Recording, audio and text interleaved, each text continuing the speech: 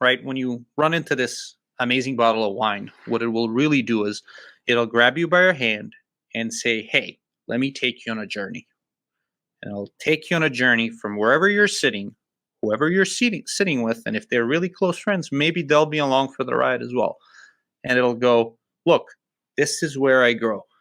These are the hills that I grow on. This is the sun that's, kissed my skin for the last year while I was growing. These are the oak barrels, for example, if they used oak barrels, obviously, that I rested in. These are the bottles, like these are the guys who are making it. And ultimately, when you take all of these things, right, the sense of place, the climate, the aging, the bottle, right, like the fermentation, all of these things, when you break all of that down and strip it down, it's magic. It really is. You like wine and you like cigars, then today's episode is going to be just for you. My special guest for today's Deep Cuts Live is Vlad Stojanov. He is the owner of a new brand called Somm Cigars, so it's the fusion of the wine world with the cigar world. Let's get to our guest today. Vlad, how are you today? I'm fantastic. Believe it or not, it's actually really cold in Vegas. We had snow yesterday. Oh, wow. So something that doesn't really happen often, and it's like 42, 43. You can't tell by the and there's actually quite a bit of wind. You can't tell from my wavy hair, but it's definitely there. Well, like I said, it's great to have you on. I know I've been following you for a while now, and so when I heard that you were releasing your own kind of brand, it definitely I was like, I have to have Vlad on to talk about it, because I'm always curious about people who want to launch a brand in this industry now, because it's not an easy thing to do.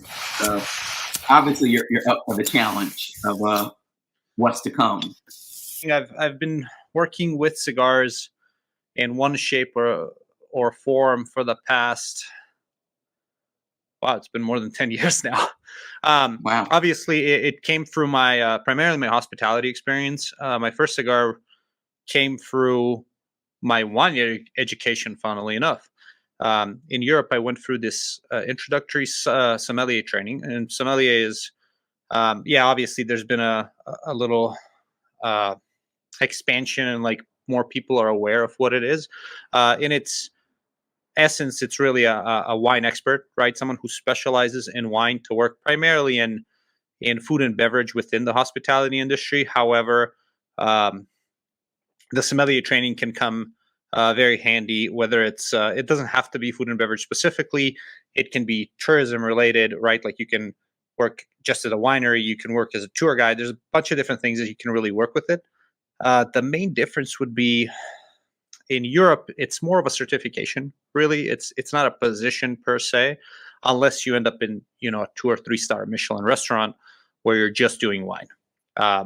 So I kind of wanted to expand. My background's hospitality, and I do have a hotel management degree and economics degree with a focus in macro and micro and tourism. So during my schooling, I basically wanted to expand and kind of make my resume stand out. And I always loved food and beverage. I still cook quite a bit.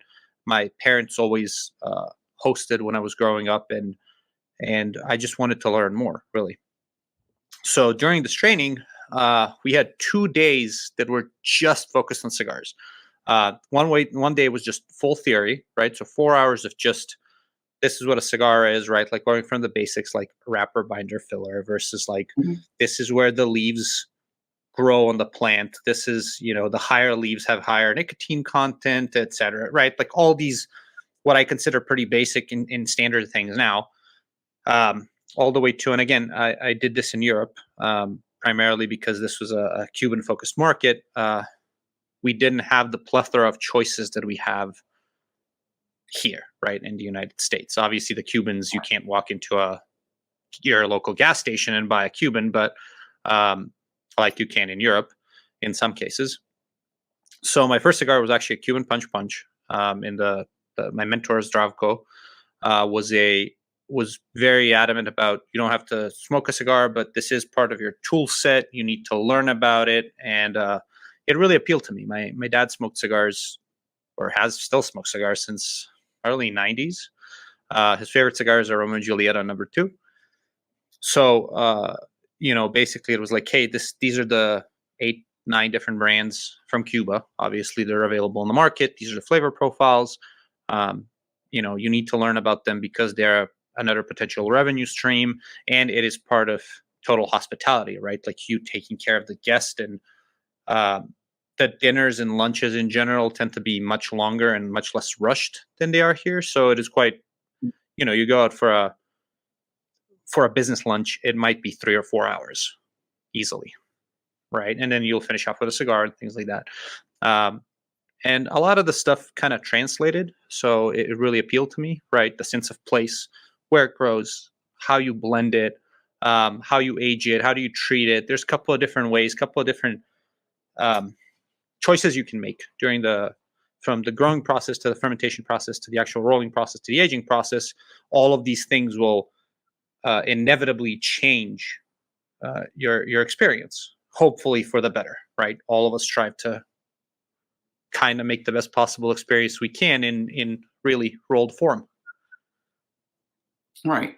And Mm. to backtrack just a little bit, when you were talking about your childhood and your parents hosting these events that kind of, I guess, influenced you to be kind of in that mindset of being a host, what was your childhood like? Like when you were young, did you see yourself, like, what did you see yourself doing? Did you see yourself kind of doing what you're doing today? Or like, what were the dreams of the young Vlad? Oh, I don't know. It tends to change quite a bit. Actually, funnily enough, I really wanted to become a programmer. Actually, as a kid, Mm-hmm. I do have a slightly nerdy streak, so I've been in and around computers since '93 or '94. Really, like we're talking, 486s and Pentium 1, and like I've built computers from the ground up, right? Like Mm-hmm. early '90s. I beta tested quite a few games, and because I lived in Serbia, right, like I don't think anybody can prosecute me for this, but we weren't really getting original games, right, for 40, 50 Right. bucks. A lot of it was done, CDs, rips, torrents, downloads, things like that. Again, this is 20 years ago.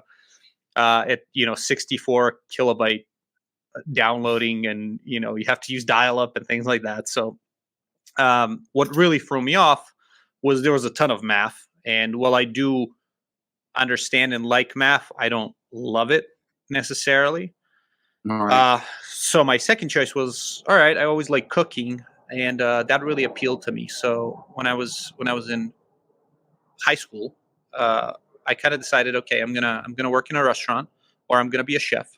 And if you think about it, right, like this is early to mid 2000s. That's really, the celebrity chefs things becoming a more acceptable profession and a career rather than like something you just kind of do. Mm-hmm. Um, right. So it kind of made sense and appealed to me at the time. Um, so I started working in a restaurant when I was 16, literally washing dishes, so I could have a chance to, at some point become a prep cook. And I used to train rowing at the time as well, so my schedule was pretty filled up. And then I would cook on the weekends with my mom, typically, or my grandma, right? Well, she was still alive, so it was always like how to. It always appealed to me, right? It was a creative thing, um, and as I guess this kind of makes sense, but you get to see the people's reactions, right, to something that is very familiar to all of us, something very near and dear to us, right? Food. And there's always that saying that there is no truer love than the love of food, because it doesn't expect anything from you except to be eaten and enjoyed. So um, I went there from I really had no idea what I would be, but at one point I was like, okay, I'm going to be a chef. So I went to applied for my college entry exam, and then 2 years in, because this is the kind of prep work that I did, I realized that I couldn't apply for culinary arts, and instead I had to apply for hotel management, and then I could transfer 6 months later. So with this, um, I realized that I could walk around in a suit and talk to people and make about the same money or maybe a little bit more, rather than standing in clogs in a kitchen for 10 to 12 hours a day, surrounded by grease, hot temperatures, and shrimp, for example, or like, one of the things that I did for as a prep cook, which I still, to this day, yeah, I'll eat shrimp, but literally the first day I got promoted under quotes to a prep cook, my first job was to peel, I believe it would translate to about 50 pounds of shrimp. Oh, And if you've no. ever cleaned, yeah, like I can still Yeah. smell it in the back. Like the memory is so strong. I can still smell it. And I'm like, yeah, It's like the yeah, least enjoyable part of cooking with shrimp is, like you said, yeah. that part. I can imagine you just sitting there hour after, 30 It minutes. really was like hours of just cleaning it. And no matter Oh, how no. much, how Yeah. how much you showered and everything, it's still seeped in my pores 20 years later. So yeah, I decided, okay, let's do hotel management. Tried it, really fell in love with it, and from that point onward, I've traveled around the world, worked in a bunch of different countries, always usually at that high end 4 and 5 star hospitality or high end restaurants, uh, and really that kind of infers a lot of how I do business, which is, and there are always mistakes and things will always go wrong in business. Mhm. My approach is to always err on the side of generosity, um, because I'm never looking for the short term, right? I'm never looking today for tomorrow. I'm looking now for, from now to 50 years, knock on wood, hopefully later, right? And in the grand scheme of things, I think erring on the side of generosity is the right way to do it. And whenever there is an issue, I think your response and your approach should be it's taken care of. And I always tend to highlight the American Express approach, right? If you have an American Express and you've ever had an issue and you call them, someone always picks up the phone. There's no wait 8 minutes until clicking through 7 different menus. Someone always picks up the phone Mhm. because if you're calling about an issue, you're already frustrated, right?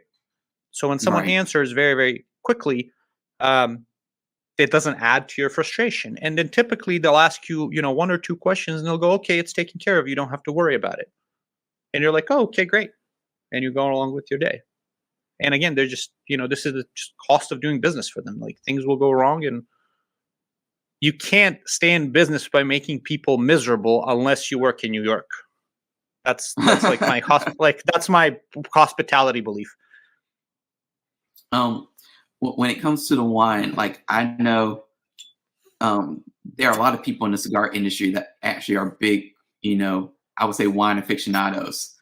And you probably are almost the leader of the pack in that regard. So when it comes to wine, like what about wine like really appealed to you? Like what made you kind of really get into it and like say like this is awesome, this is great, this is something that I can, really make a career out of. So I don't know if I'd say I'm the leader of a pack. I'm sure people drink more expensive wines and rarer wines than I do, but I have worked specifically with wine for probably almost a decade. I've Hmm. competed in the European Somm Championship, Sommelier Championships. I ended up in the quarterfinals. I competed in the United States for the Young Somm competition. I think I placed third. I have a medal somewhere. It was for the West Coast, so it was like seven, eight, 7 or 8 states or something. I forget. I did sit for the advanced exam. I do have the ASI diploma, which is at the time when I passed. It was the second year that they were doing it. I was one of the 7 people in the world to pass it at the time. So if nothing else, that was truly my career before this. Um, but when it comes to wine, like work with it. It's a it's this will sound very romantic and kind of a little out there. Uh, but if I tend to treat cigars the same way, right? When you run into this amazing bottle of wine, what it will really do is it'll grab you by your hand and say, "Hey, let me take you on a journey." And it'll take you on a journey from wherever you're sitting, whoever you're sitting with, and if they're really close friends, maybe they'll be along for the ride as well. And it'll go, "Look, this is where I grow. These are the hills that I grow on. This is the sun that's kissed my skin for the last year while I was growing. These are the oak barrels, for example, if they used oak barrels, obviously. that I rested in. These are the bottles, like these are the guys who are making it. And ultimately, when you take all of these things, right, the sense of place, the climate, the aging, the bottle, right, like the fermentation, all of these things, when you break all of that down and strip it down, it's magic. It really is. It's all of these elements held together inside of a grape, created and ultimately ending as a liquid which you can enjoy. What other thing in this world can teleport you to a different place? Cigars do the same thing. If you look at it, very few of us have the privilege of going through the farms. And tobacco farms, I mean, it's a different approach to wine, but wine is a lot more approachable and easier to get, primarily because there aren't any real major tourist regions that come to mind. And I'm talking about, right, like from a consumer perspective, right? Like there's no Napa of tobacco, right? Something that you're like, oh, we're gonna go to Santiago or Esteli for the weekend, right? To taste all these new tobaccos.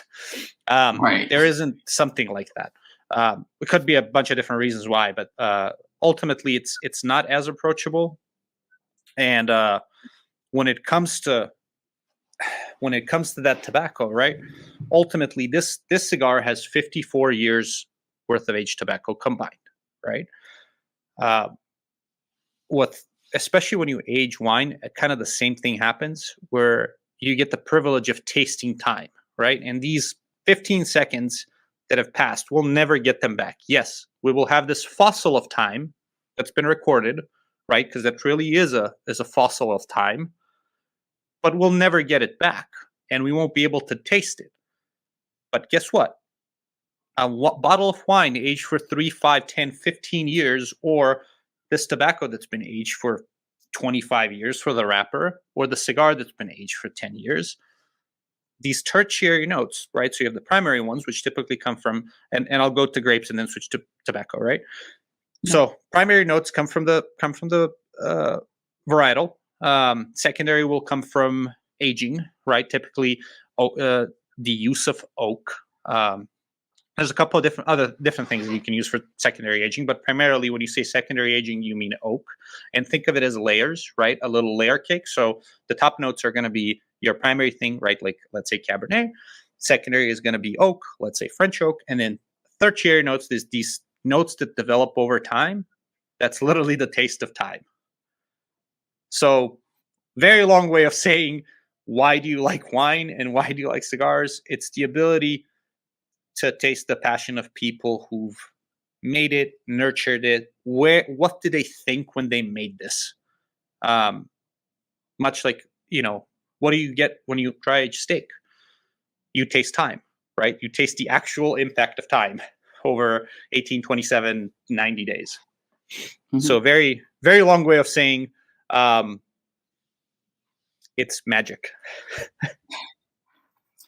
So for someone like you who has experience with wine stuff, if someone is not as well versed in wine as you, like, and they want to pick out a good bottle of wine, is it almost like cigars where you kind of have to experiment and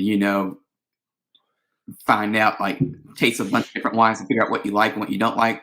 Or is there any tips that you usually give people on how to find a wine that might resonate with them and their palate?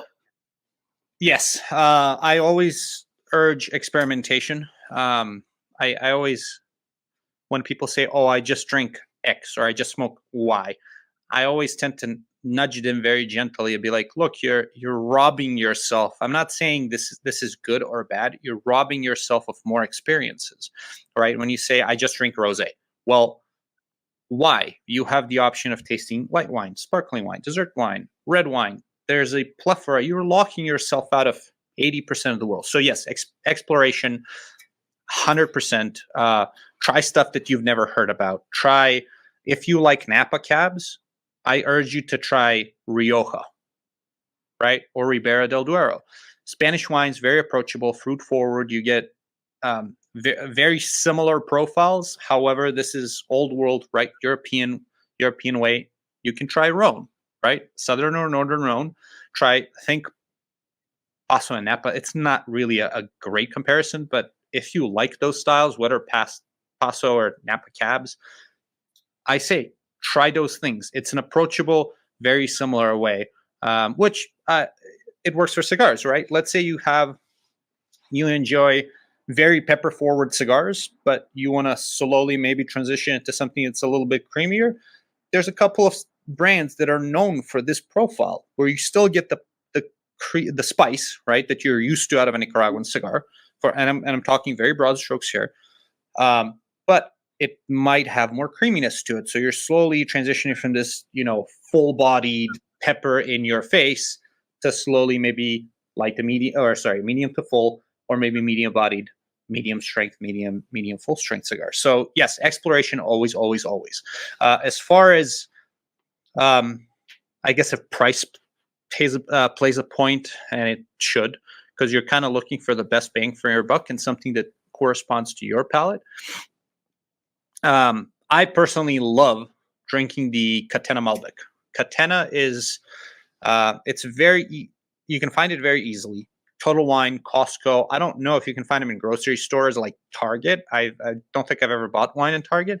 But again, it's very approachable, and there's enough Costco's, and hopefully you're a member. I think Costco is phenomenal. So you can very easily find it, and I think it's $20 or less. High elevation vineyards, very elegant, but you get the purity and power of Napa fruit without it being cloying and overpowering. And it's like $20. I always have at least a bottle in my house, and my girlfriend and I will just open it. If we have friends over, it kind of hits across the board. It doesn't break the bank. It's incredible quality to price ratio. That's, of course, if you like red wines. For whites, again, very, very. I actually can't remember when I bought a white last time around, just because my girlfriend doesn't really drink a lot of wine or drink a lot of white wine. Let me preface that. I love white Bordeaux's, so I will. Doisy Diane is a very, very good one. It doesn't break the bank. I think it's like 30 something bucks. Again, that's Bordeaux, so it's Sauvignon Blanc, but it does age in oak. It has this beautiful vineyard peach. Try it, see if you like that style. Italy is incredible as well for whites and reds. The country is an absolute cradle of wine. So if you go north to south, you have an incredible array of different things you can try, and just exploring Italy alone might take you months, years, if you do it right, until you figure out at least a region that you enjoy. U.S. alone, I mean, Santa Barbara County is absolutely incredible. I live there. I love the wines, and I hold them they're very near and dear to my heart. The Chardonnays from Santa Rita Hill are absolutely incredible. Oregon as well for Pinot Noir. If you want a Burgundy style, it's about as close as you can get.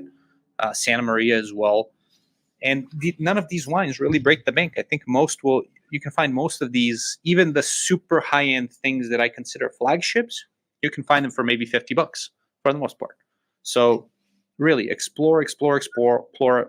My suggestion is see what you like from the varietals, and then try different regions of the same varietal. That way you'll kind of get an understanding of what does Australian Shiraz taste like versus a Syrah from France. How does Tempranillo compare to, let's say, Barolo or a Sangiovese out of Italy? Chianti is also very, very approachable, especially so if you do end up enjoying the freshness in the fruit of Rioja and Ribera del Duero, maybe try some Sangiovese, so Chianti or Brunello di Montalcino. Sicily has been on a real tear recently, as far as like regions that have been getting a lot of notoriety. Planeta being one of the relatively affordable and approachable producers, probably one of the best ones as well. From a Chardonnay to a Syrah to something like Nerello Mascalese, which is imagine Pinot Noir through an Italian lens in the South. Really interesting stuff. And again, I've always been just explore. Your life will ultimately end up being richer just for having the depth and breadth of experiences. And they don't have to be expensive either. So now you have all this experience in wines. You work with cigar brands, and then all of a sudden you decide to create and launch your own brand. So tell us about that process. Like, how did you get to the point where you were saying yourself, I'm ready to kind of, really dive into this category and create my own brand? So this kind of started back in 2020. This was supposed to be my celebration of a partnership, friendship, and all these other great things that come from, a long-term relationship with people, including Hendrik, right, Kellner, who ended up making this at his Kellner Boutique Factory. And really, it was never meant to be, oh, I'm going to make a brand and, it's going to be the next whatever. No, it was always meant to just be a celebration of my take on what brands that I work with and distribute do, right? So the one guiding principle was always, it has to be unique and it has to be special for some particular reason. So in this case, we're highlighting the wrapper, which is 25 years old. The binder is 15 years old. Both come from the Kellner family and from their fields. So again, something very, very special, something very rare, very hard to get. And then in the fillers, you have the San Vicente Viso, which is, again, grown widely in Dominican Republic. It gives this, and pardon me, I'm going to get a little bit technical here. It does have this beautiful mouth-watering acidity that it gives to blends. So if you smoked enough cigars, you can kind of notice how when you take a puff, whether or not it either dries your palate or makes you salivate. San Vicente tends to make your mouth salivate. So Hendrik Kellner Jr. typically uses this as a base for his blends. Then Peruvian Pelo de Oro. Obviously, it's a tobacco that I'm familiar with from using it in the blends of numerous brands that I've worked with. And then there is an African hybrid, which I know very little about. Hendrik knows a little bit more. I've asked him. I just don't know enough about it. To me, I've done a Fuma tasting, and it tasted like somewhere between Esteli and Condega in terms of profile, just not as much strength to it. And I've never really liked cigars that are about strength, that is about just nicotine strength. It's never been. And again, when you look back and look at the European palette of it, right, like primarily growing up smoking Cubans and enjoying that profile, they're not really strong. Right. There are no triple and quadruple ligeros in the Cuban portfolio. So really, it was, hey, let me see what the other brands are doing, and this is my take on them. Unfortunately, it didn't quite pan out that way, so it kind of ended up being forced into making it to becoming a standalone brand, which I'm okay with. The whole idea is it'll never be massive. The tagline of the brand is selective by choice, which means selective about what we work with, who makes the stuff for us, and not rushing things. Really just taking the time. So there's two blends to start with. One is made at Kellner Boutique Kellner Boutique Factory, which is Dominican Republic, right? So that is going to be in this beautiful 5-count green box, and you can actually see the logo as well. Hopefully you guys can see it. So the logo, there's a little bit of glare. So the logo, what it actually does, you can see the grapes here. The grapes transforms into tobacco leaves, kind of highlighting the sommelier background, and then changing into grapes. And again, it is a sommelier selection. Really, it's kind of selected small. The other blend will come from the Cavalier Factory FCT in Honduras, and it highlights Honduran broadleaf. Something that I've tried, and I'm friends that hang out with me know that I'm not a huge broadleaf fan. That's not the profile I enjoy. However, I've never had Honduran broadleaf before until I went there in April of last year, and I created a blend around it. And full disclosure, I'm not going to take credit for blending this. I told Hendrik what I would like, and he put it together, and we tweaked it a little bit, and we chose it. The FCT blend I've blended, not because of some insane blending knowledge. I literally smoked the Fuma tastings, thought about their interactions, the way they're going to work with each other. And I said, look, nobody is really highlighting Honduran broadleaf. To my knowledge, at least, I believe there's one more brand that came out with their double broadleaf. So this is something interesting. The profile is completely different from anything else I've had. And I think it should be a showpiece. And I think it does. Once I tell you what the actual profile it imparts to the cigar, and you end up smoking the Bordeaux, which is BDX, the one in the purple box that's coming out, or that's already out, you will understand. So it gives this beautiful cereal grain-like sweetness, oatmeal, but really just a ton of honey nut Cheerios. Really, that's what it reminds like. And I know this sounds very, very funny when I say it, but it really does. It's on a scale of 1 to 5. If you say, medium full flavor, but the strength is almost non-existent. It's maybe 1.5, 2. So very light strength, but just pure flavor. And then it's complemented by Mexican San Andres, right? A wrapper that is near and dear to many of us. Jalapa Viso to give you the sweetness, impart a little bit of that dark chocolate, the cocoa, but definitely lots of sweetness. And then there's Viso and then San Andres in the filler as well. So it's kind of, I double down on both, but you still get the Honduran broadleaf shining through. So yeah, ultimately my question is, and this mostly comes from the wine world, like, what are you adding to the conversation? Like, why this instead of whatever else that's been, what hasn't been done? So I banked on the 54 years worth of aged tobacco from one of the most elite small factories in existence, Kellner Boutique Factory. And then the other blend leans into the Honduran broadleaf, a tobacco, to my knowledge, that nobody is really using and highlighting. That's not to say that there isn't. Just to my knowledge, nobody is really, making it a signature. So I hope people are going to like it, and it adds something to the conversation. I do plan on working with that and just seeing how I can highlight it in the future blends. And then the partnership portion of it, my take on brands that I distribute, I think that might still happen. We might do an Uncle Vlad, because we do Judgy Bobby, and Judgy Bobby means Uncle Bob in Albanian. So you might do an Uncle Vlad, but in Serbian, as a little homage. Might do a Lampert song. We might do some other things as well. But until I know more, we're just going to keep it at that.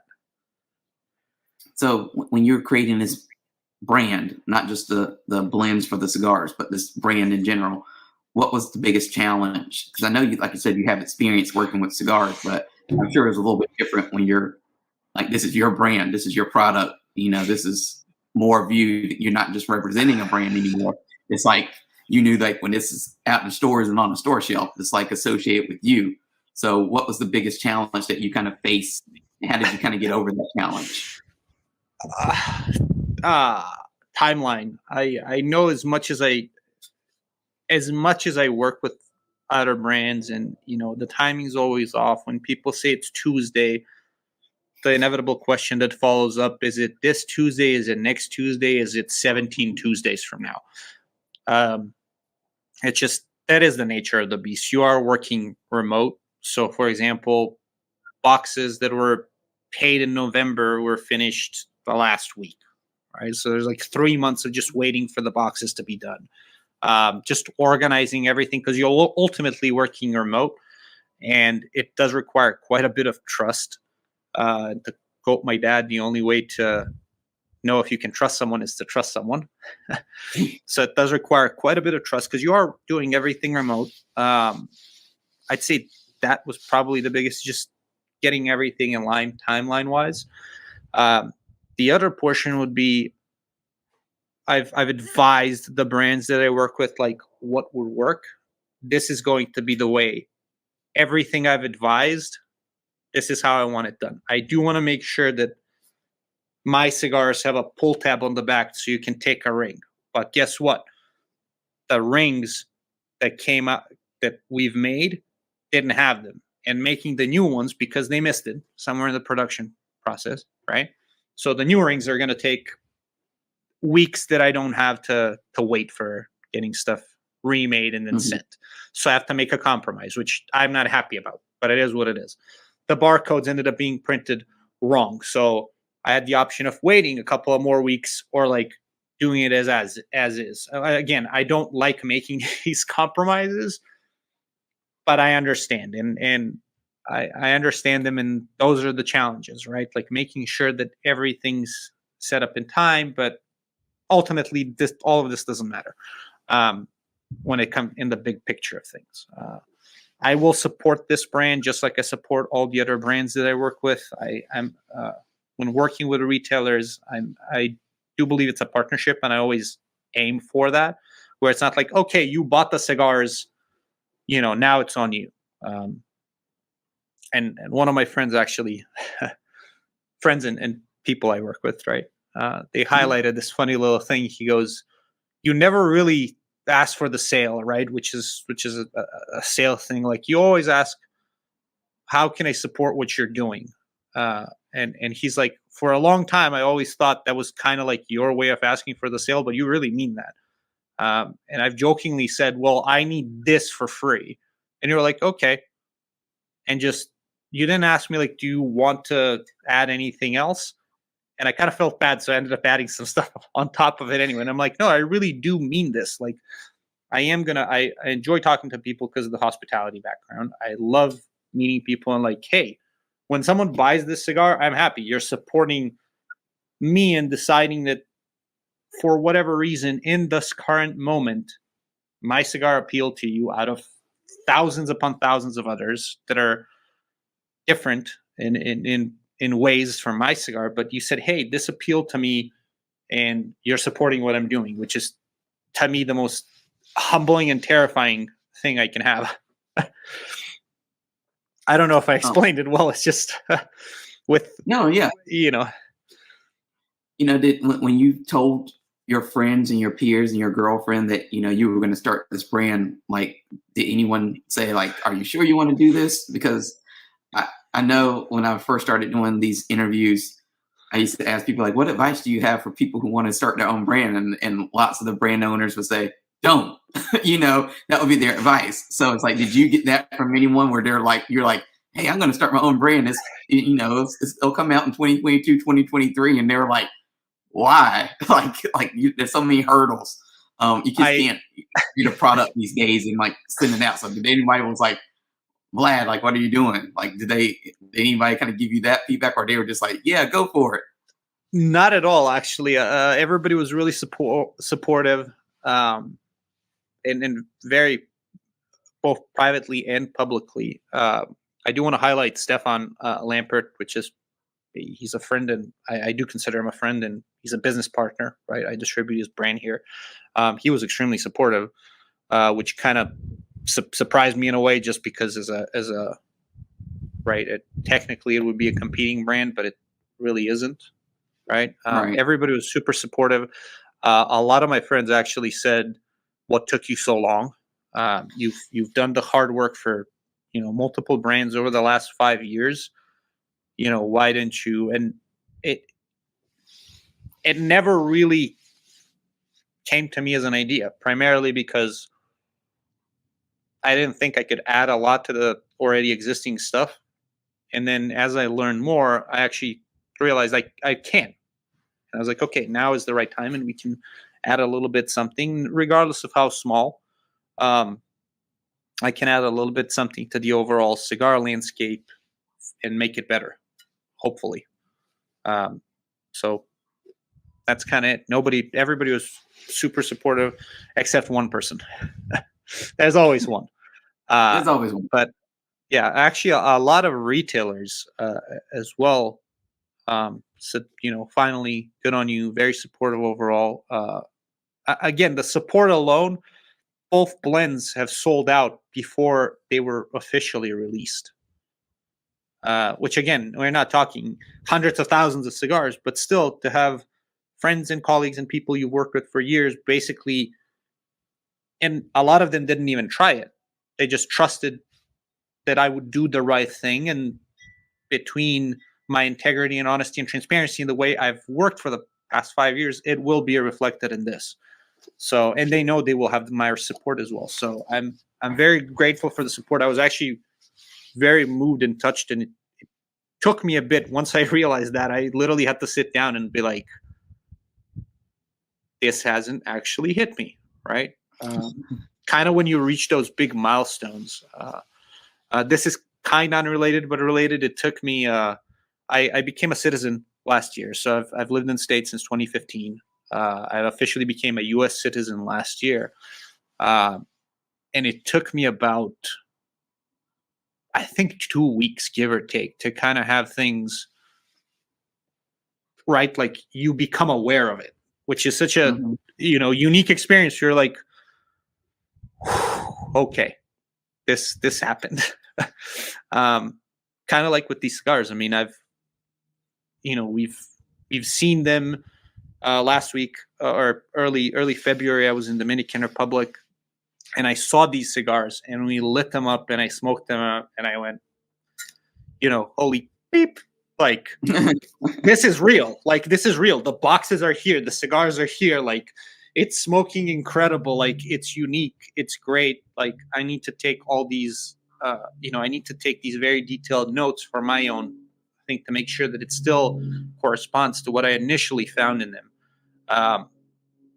And then it ended up being 2 pages worth, right? Like, if you print it double-sided, it's 1 piece of paper. So when I did these events that kind of highlighted and introduced it to people, they were unfortunately exposed to my brain, to my internal. Like, I didn't edit them at all. I literally just copy-pasted of what I wrote and guided people for this whole experience. We guided them on this attentive appreciation experience, and it was great, I think. I think what you said about your experiences in launching this is an important thing to highlight, because in entrepreneurship, people automatically think product, but they forget that it takes a lot to actually launch a product. Like, you can create the best product ever, but as you said, if you had a bad reputation, or if that, what you talked about at the beginning of the interview, that generosity factor hadn't been there, and that hospitality mindset hadn't been there, and that play all these years, you would be probably sitting here still, like, with lots of product that you needed to sell, and maybe not feeling as confident, but there'll be lots of pressure on you to get this product moved. So I think people need to remember, with business, that relationship is really important, and you have to spend some time and some sometimes some years, like, really building up your reputation and maintaining those relationships, and don't be one of those people who just tap into a relationship when you need something. 100%. I think you nailed it. And then, especially for the one of the things was like, okay, what happens, right? Like, someone asked, well, what happens if you can't sell these at all these cigars? And my response was like, I think they're great. I'll smoke all of them. I'll give them away for friends and family, because ultimately, as much as I want to share them and make this available to people and have them try it and support it and hopefully like them as much as I do, ultimately, if it's not a good fit, I'll smoke all of them, and because I committed to them. I love them. I thought it was great. So that's the unknown factor of how it's going to go. And then, yeah, absolutely, for the relationships, when it comes to just, if you work hard and focus on doing the right thing, everything else will fall into place. I really am a massive believer in this, and relationships are priceless. There are no relationships that you should sacrifice for money, in my opinion. I always look for it long term, and ultimately the relationships are more important. At least that has always been my guiding principle, which I've picked very early on from one of my early mentors. And I was just like, focus, make sure that it's not one-sided, Make sure that it's always a give and take, if you will, right? Like make sure that it's always supportive on both ways. And I'm friends and I work with a lot of retailers, and um, you know, actually I'll change it, right? When my buddies started their businesses, I was in Serbia last year, visiting him, and he's one of my early mentors. He actually, or mentees, he actually just competed in the World Championship, got the quarterfinals. I'm very proud of him. We went to his restaurant, and he wanted to give me a discount, which really annoyed me because I'm there to support him. I don't want a discount. I told him to give me a discount once he's booked up for the next 6 weeks in advance. Mhm. And I don't want a discount, then give me a table, because I'll care that. You do want to support your friends, and don't ask them for discounts if they just started. You want to support them. And I do the same for retailers. I've told them, they're like, no, we'll just do wholesale. No, I'll buy whatever it is that I need retail. They're like, why? They're like, don't be silly. And I'm like, I'm supporting your business. You've bought a bunch of stuff from me. Why would I not return the favor? Mm-hmm. And like, I'll smoke them. Yeah, ultimately, would it be better if I got the cigars at wholesale pricing? Yeah, absolutely. But I want to support their business, regardless if they just started out or they have, are doing millions or double-digit millions worth of revenue. It doesn't matter. I just want to support them. Yeah, definitely.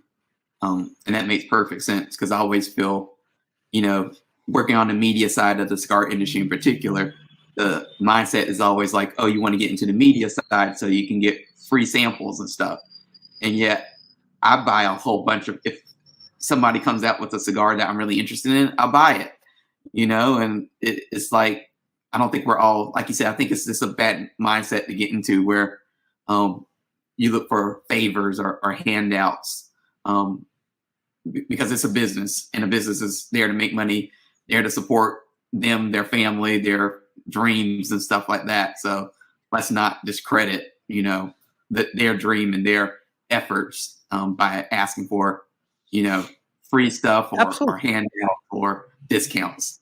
That's my mentality, at least. It's I completely agree, and I share with you. And you mentioned new cigars coming out. I actually I tend to explore and just try whenever people come out with new stuff, mostly because I want to try and understand where they were going with this, right? Which kind of goes back to what I was saying, like, what are they adding to the overall conversation? What are they adding to the cigar landscape? Because if it's another,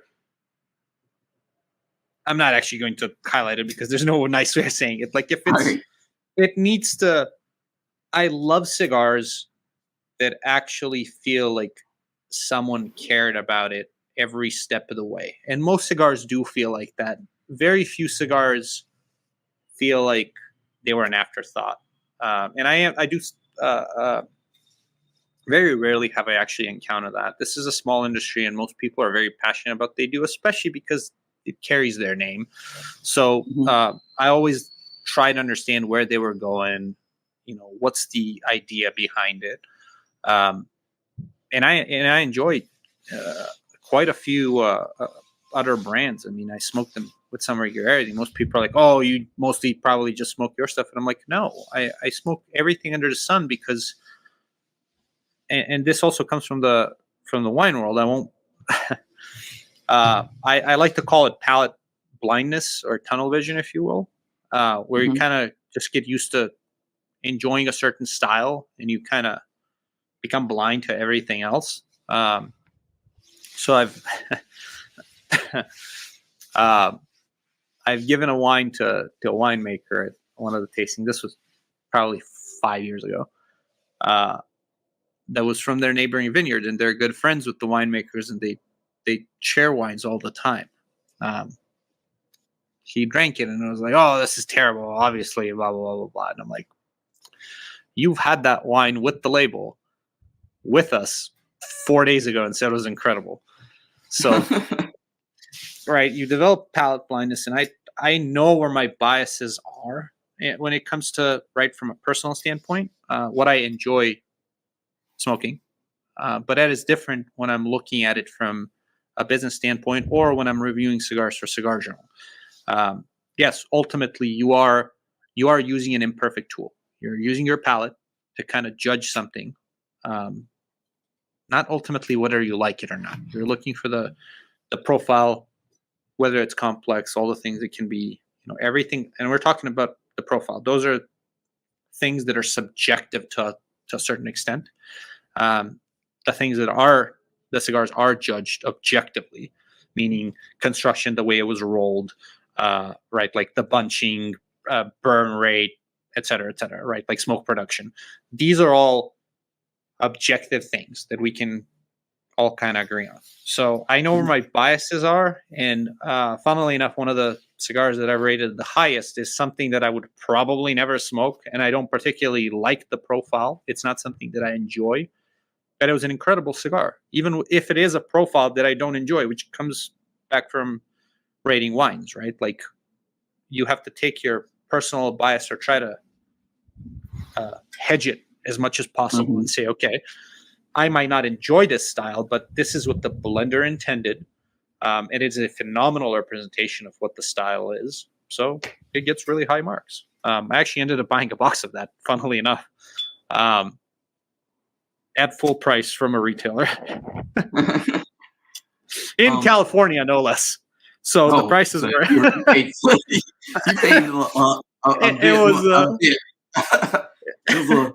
it was worth it. It was worth it. It was worth it. And yeah, you probably paid a little bit and gave a kidney and all that kind of stuff if you were in California to get that cigar. At this point in the show, I usually like to ask 2 questions to kind of wrap things up. But one of those questions is, do you have a philosophy that you live by? I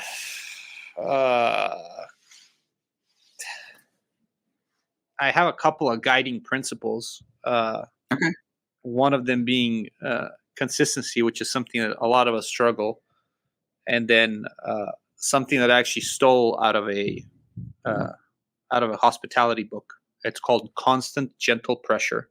So if you ever want to make changes over a long period of time, especially when it comes to dealing with people, it has to be constant, gentle pressure. If you're not constant, it'll come off as wishy-washy and non-committal. If it's not gentle, then it turns into you being an asshole, right?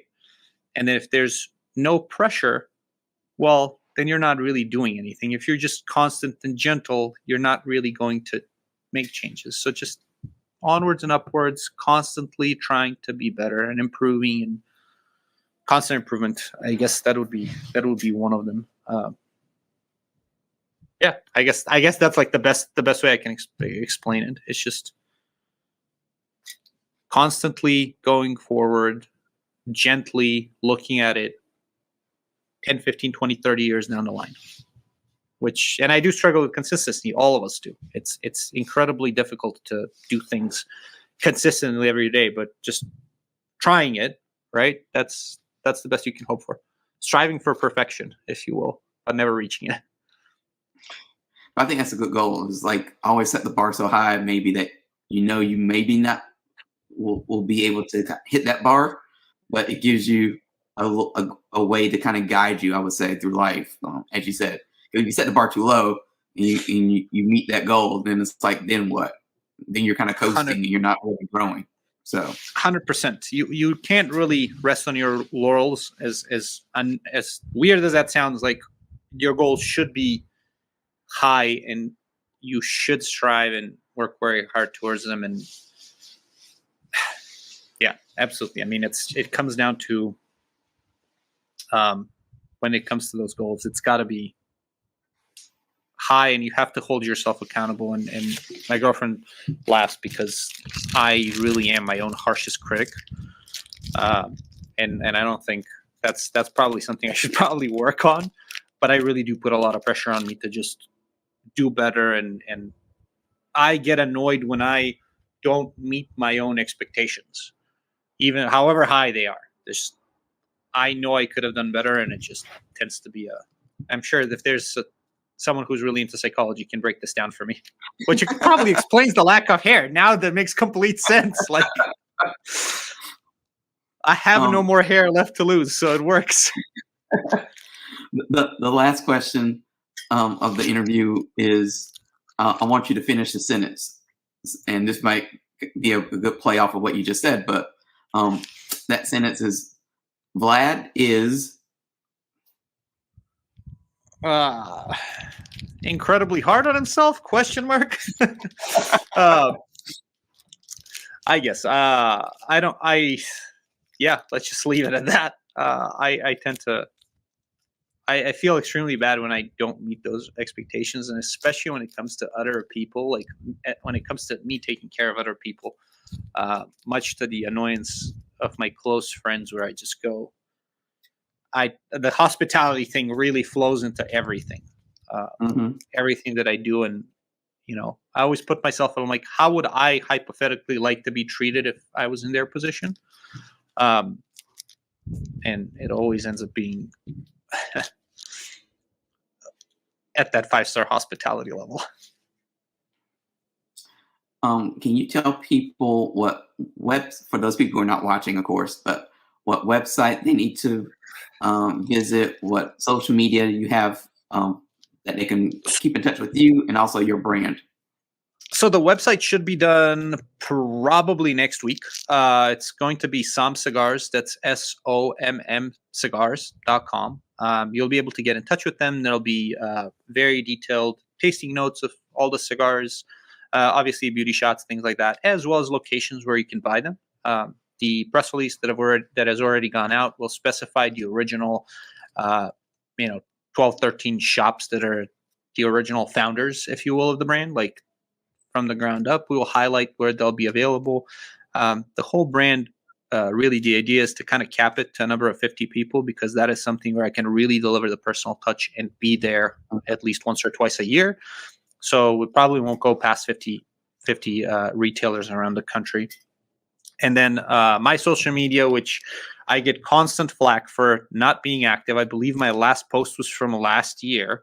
I mostly use Instagram for throwing likes, sharing stories where people have tagged me, or sending memes to about 12 different people.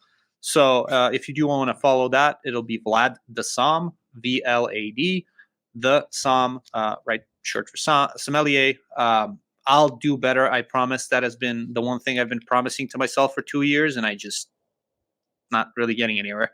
But I will try, and hopefully we get to see each other in person. I do travel. I do probably about 100 events a year, so I travel around the country. So hopefully we'll see each other in person. At one of the stores. I will probably post it on Instagram, I promise. Hopefully it's before and not a year after, but yeah, awesome. I promise. I don't even have Facebook anymore. Like, LinkedIn hasn't been updated in like 4 years, probably. This right. Just, I'm very much like, hey, this is I've private, if you will, as a social media wise. Like, I just keep a close group of friends, and like I don't post anything because I don't feel like I have a lot to add to the conversation social media wise. Yeah, that's great.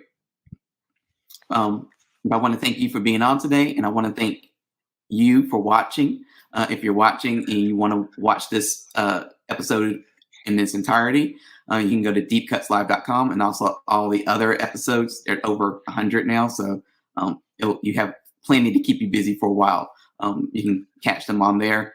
And if you're listening to this on any of the podcasting apps like Apple or Spotify or iHeartRadio, just make sure you hit that subscribe button, and also leave a comment, because I like reading comments. And there's also always room for improvement. I'm my own harsh critic as well. So here's my promise. If you leave comments, I will go through and answer them as well. How about that? That is my commitment for being better when it comes to social media.